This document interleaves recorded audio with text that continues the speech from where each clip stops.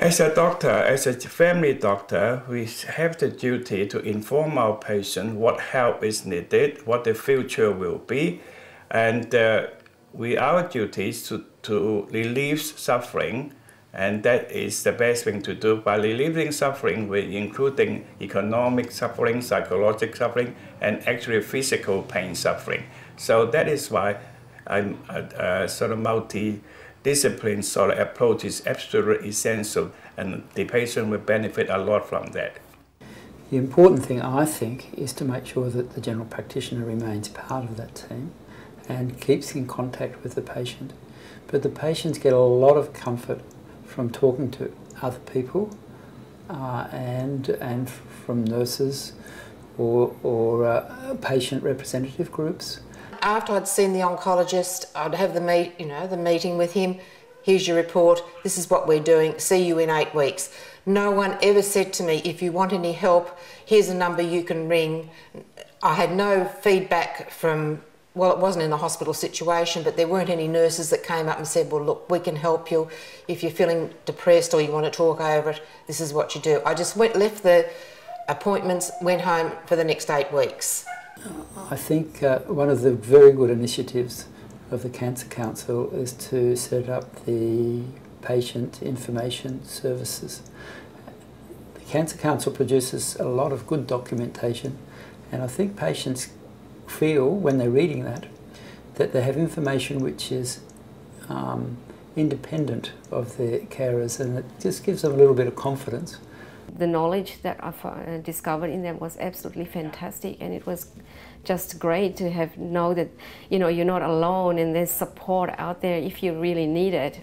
Well, I think support is really, really important. Not only emotional, but actually just information and practical support. Pancreatic cancer in particular is difficult for people because a lot of people don't even know what it is. And so to be able to find out what it is that they've actually got, or the person that they're caring for has got, is really, really important. And the best way to find out what support is available is to ring the helpline here at the Cancer Council. The person on the end of the phone is normally an oncology nurse, but we do have some other health professionals too. And they really spend a lot of time talking through what are the issues, why someone's called, and they're able to support them in ways often that they don't even know exist. So we can actually offer things like a telephone support group, which is where we bring a support group to them. If they're not feeling well enough to go out, then we'll take the group to them.